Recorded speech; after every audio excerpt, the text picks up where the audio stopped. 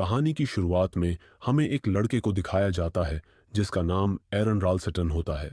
एरन को हाइकिंग का बहुत ज़्यादा शौक होता है, इसलिए वह आए दिन कहीं ना कहीं पर हाइकिंग करने जाता है। अब एक दिन एरन डिसाइड करता है कि वो हाइकिंग पर जाएगा, और जब वो हाइकिंग पर जाता है तो हमें दिखाया जाता है कि एरन एक ऐसी जगह पर आया होता है जो कि एक बंजर इलाका होता है। एरन जब हाइकिंग कर रहा होता है तो उसे दो लड़कियां दिखती हैं। ये दोनों लड़कियां रास्ता भूल चुकी होती हैं। एरन उन दोनों से कहता है कि क्या मैं तुम्हारी मदद कर सकता हूँ। अब एरन इन्हें गाइड करने के लिए इनके साथ चल पड़ता है।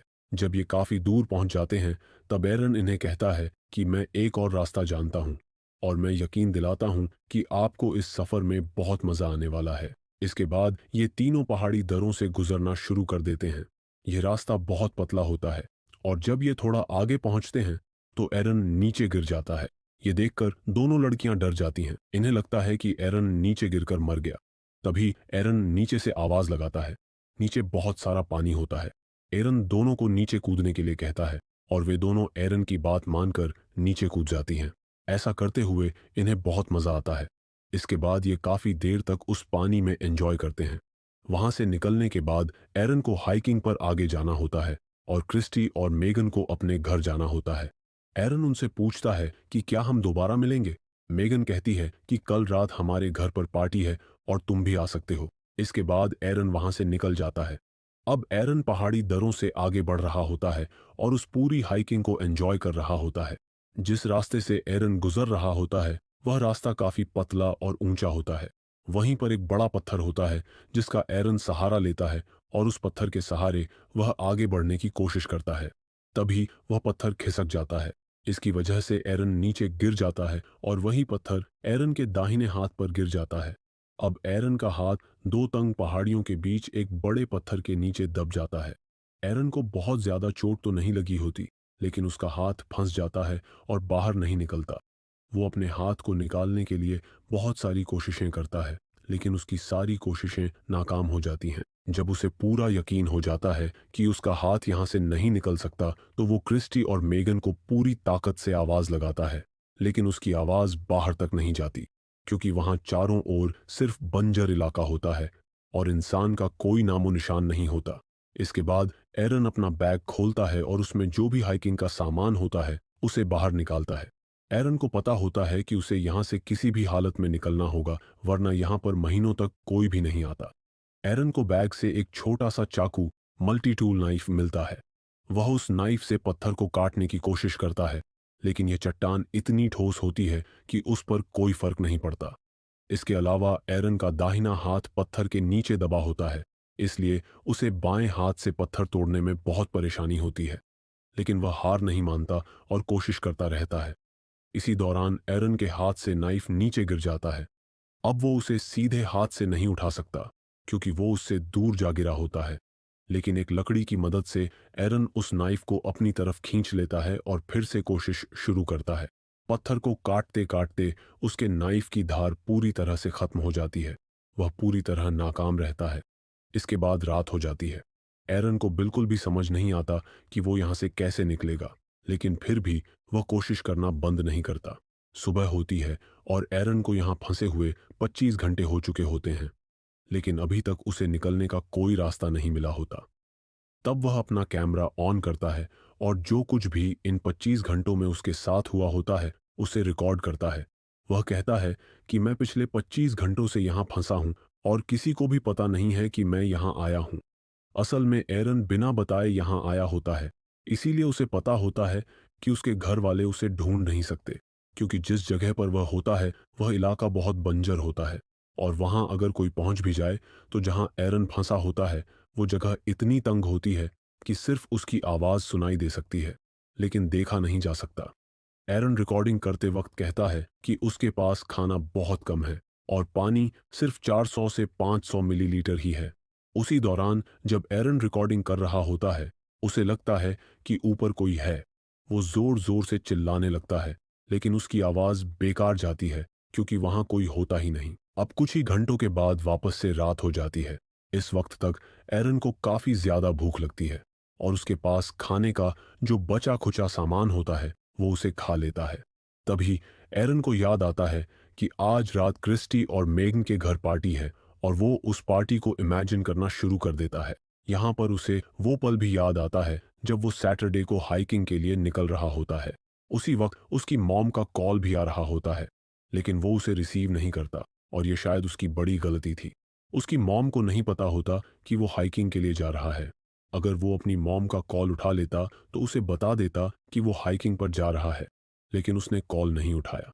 अब किसी को नहीं पता होता कि एरन कहाँ है। अब तीसरे दिन एरन एक पुली बनाता है। वो रस्सियों से उस पत्थर को बांधता है जो उसके हाथ के ऊपर दबा होता है, और रस्सी के दूसरे हिस्से से वो पत्थर को उठाने की कोशिश करता है, लेकिन बहुत कोशिश करने के बाद भी पत्थर हिलता तक नहीं।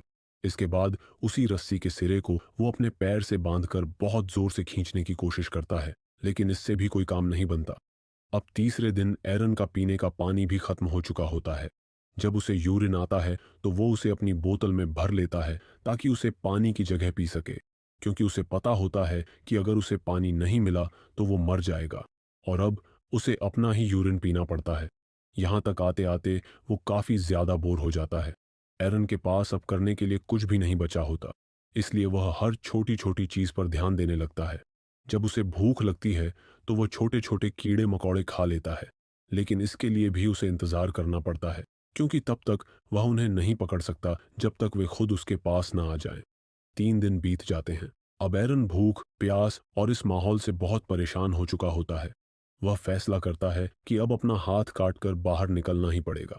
वह अपने हाथ को ऊपर से कसकर बांध लेता है और चाकू से काटने की कोशिश करता है, लेकिन उसके चाकू की धार बिल्कुल खत्म हो चुकी होती है, इतनी कि उसकी पतली सी त्वचा तक नहीं कटती। यह देखकर एरन बहुत निराश हो जाता है और खुद से कहता है, कभी भी सस्ता सामान नहीं खरीदना चाहिए, ये किसी काम का नहीं होता। एक और दिन बीत जाता है और रात हो जाती है। अब एरन को अपनी फैमिली और दोस्तों की बहुत याद आती है। तभी आसमान में बादल घिरते हैं और तेज बारिश शुरू हो जाती है। एरन इसका फायदा उठाकर अपनी बोतल में पानी भर लेता है, लेकिन पानी उन दरारों में भी भरने लगता है जहां वह फंसा हुआ होता है। धीरे धीरे पानी का स्तर बढ़ता है और एरन उसमें डूबने लगता है। पानी में उसे लगता है कि वह हल्का हो गया है और अब पत्थर को उठा सकता है। बड़ी मुश्किलों के बाद उसे लगता है कि उसने पत्थर हटा दिया है और उसका हाथ निकल गया है। फिर वह दौड़ते हुए अपनी गाड़ी तक जाता है, उसमें बैठता है और कैननलैंड्स नेशनल पार्क से बाहर निकल जाता है। लेकिन अचानक पता चलता है कि यह सब सिर्फ एक सपना था। असलियत में एरन अभी भी उसी चट्टान के नीचे फंसा हुआ होता है। वह जोर जोर से चिल्लाने लगता है, क्योंकि अब उसे कई दिन हो चुके होते हैं और वह बहुत थक चुका होता है। उसे अजीब अजीब सपने और भ्रम, हेलुसिनेशन आने लगते हैं। एरन को वहां फंसे हुए अब 4 दिन हो चुके होते हैं और यह उसका 5वां दिन होता है। अब उसका व्यवहार पूरी तरह बदल चुका होता है। वह अपने आप से बातें करता है, खुद की कमेंट्री करता है और सोचता है, अगर मैंने उस दिन माँ की कॉल उठा ली होती और उन्हें बता दिया होता कि मैं यहाँ आ रहा हूँ, तो आज शायद मैं यहाँ फंसा नहीं होता। जिस दुकानदार से मैंने सामान खरीदा था, अगर उसे भी बता देता तो शायद वह मेरी मिसिंग रिपोर्ट करवा देता, लेकिन मैंने किसी को कुछ नहीं बताया। एरन अपने माँ बाप को याद करते हुए कहता है, मैं तुम लोगों से बहुत प्यार करता हूँ। अब तक उसकी सारी उम्मीदें टूट चुकी होती हैं। वह भूखा प्यासा और दिन ब दिन कमजोर हो रहा होता है। एक बार फिर एरन अपने हाथ को कसकर बांधता है। उसका चाकू अब बिल्कुल बेकार हो चुका होता है। इस बार वह उससे हाथ काटने की कोशिश नहीं करता, बल्कि चाकू की नुकीली साइड को अपनी त्वचा में गाड़ देता है। चाकू उसकी हड्डी तक पहुंच जाता है, जिससे उसका खून बहना शुरू हो जाता है। लेकिन इसके आगे एरन कुछ नहीं कर पाता, क्योंकि वह अब बहुत ज्यादा कमजोर हो चुका होता है। एरन खुद से कहता है, शायद यह पत्थर पूरी जिंदगी मेरा ही इंतजार कर रहा था। शायद यही मेरी डेस्टिनी है। इसके बाद वह चट्टान पर RIP, रेस्ट इन पीस लिखता है और अपनी जन्मतिथि भी लिख देता है, क्योंकि अब एरन को यकीन हो चुका होता है कि वह यहाँ से जिंदा नहीं निकल पाएगा। अगली सुबह जब उसकी आंख खुलती है तो उसे कुछ विजन दिखाई देते हैं। इन विजन में उसे एक बच्चा दिखता है जो उसका भविष्य का बेटा होता है और उसके साथ खेल रहा होता है। ये सब देखने के बाद एरन का आत्मविश्वास फिर से बढ़ जाता है। अब एरन अपने फांसे हुए हाथ को पूरी ताकत से विपरीत दिशा में धक्का देता है और जोर लगाकर अपनी हड्डी तोड़ देता है। इसके बाद वह अपने चाकू, जिसे उसने धारदार बना लिया था, से धीरे धीरे अपना हाथ काटना शुरू करता है और आखिरकार अपने हाथ को शरीर से अलग कर देता है। आजाद होने के बाद एरन अपने उस हाथ की फोटो खींचता है जो अब भी पत्थर में फंसा रह जाता है। फिर वह बहुत मुश्किल से उस दर्रे से बाहर निकलता है। बाहर आकर उसे बारिश का जमा हुआ पानी दिखाई देता है। वह वहां जाकर जी भरकर पानी पीता है, क्योंकि पिछले 6 दिनों से उसने न तो खाना खाया था और न ही सही से पानी पिया था। इसके बाद वह आगे बढ़ता है, लेकिन कैननलैंड्स नेशनल पार्क से बाहर निकलना आसान नहीं होता, क्योंकि यह एक बहुत बड़ा और वीरान इलाका होता है। दर्द में होने के बावजूद भी एरन खुद पर भरोसा रखकर आगे बढ़ता रहता है। तभी उसे एक फैमिली दिखाई देती है जो हाइकिंग के लिए आई होती है। एरन उन्हें आवाज लगाता है। वे लोग दौड़कर उसकी ओर आते हैं और तुरंत मदद के लिए सिक्योरिटी को बुलाते हैं। थोड़ी देर बाद वहां एक हेलीकॉप्टर पहुंचता है और एरन को हॉस्पिटल ले जाया जाता है। कुछ समय बाद एरन बिल्कुल ठीक हो जाता है। उसने जो अपने बेटे का विजन देखा था वह आगे चलकर सच होता है। 3 साल बाद एरन की मुलाकात एक लड़की से होती है जिसका नाम जेसिका होता है। दोनों शादी कर लेते हैं और फिर उनका एक बेटा होता है जिसका नाम लियो रखा जाता है। इतना बड़ा हादसा झेलने के बावजूद भी एरन ने हाइकिंग करना कभी नहीं छोड़ा। उसने अपने पैशन को जिंदा रखा और जहां भी जाता वहां यह नोट जरूर लिखता कि वह कहां गया है। यह मूवी एक सच्ची घटना पर आधारित है। असल में यह हादसा 26 अप्रैल 2003 को हुआ था, जब एरन राल्स्टन 6 दिन तक उस चट्टान में फंसा रहा और उसने अपना हाथ काटकर अपनी जान बचाई।